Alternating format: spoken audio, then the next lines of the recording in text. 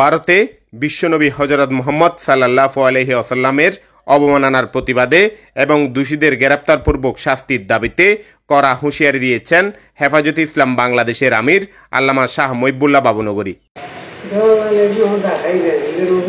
তিনি বলেন, হিন্দুস্তানের মহারাষ্ট্রে হিন্দু পুরোহিত রামগিরি মহারাজ আমাদের প্রিয় রাসূল সাল্লাল্লাহু আলাইহি ওয়াসাল্লামের নামে কটূক্তি এবং বিজেপির সাংসদ নীতেশ নারায়ণ রানে তাকে সমর্থন করার ঘটনায় সারা বিশ্বের নবীপ্রেমিক মুসলমানদের হৃদয়ে রক্তক্ষরণ হচ্ছে।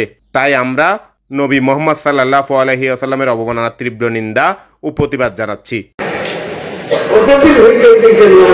রবিবার বিকালে হেফাজতে ইসলাম বাংলাদেশ ফটিকছড়ি উপজেলা শাখা আয়োজিত বিশাল প্রতিবাদ সমাবেশে প্রধান অতিথির বক্তব্যে তিনি এসব কথা বলেন।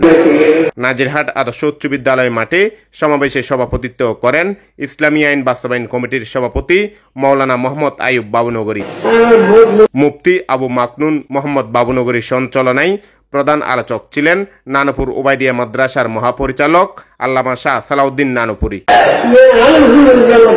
এতে বক্তব্য রাখেন মাওলানা সলিমুল্লাহ, মাওলানা ইয়াহিয়া, মাওলানা জুনাইদ বিন জালাল, মাওলানা মুফতি শওকত বিন হানিফ, মাওলানা মফিজুর রহমান, মাওলানা কারি আবু সাইদ, মাওলানা শামসুল আলম, মাওলানা মুফতি রহিমুল্লাহ শাহনগরী, মাওলানা মাহমুদ শাহ ধর্মপুরী, মাওলানা ইমদাদ আল মাহমুদুল ইসলামী বুসপুরি, মাওলানা আবু তালেব, মাওলানা মোহাম্মদ নেজামুদ্দিন, মাওলানা মোহাম্মদ শফি, মাওলানা নুরুল আলম নসরি, মাওলানা মহিনুদ্দিন নানপুরি, মাওলানা মোহাম্মদ আবদুল্লাহ ও মাওলানা জুনাইদ জহুর সহ আরো অনেকেই।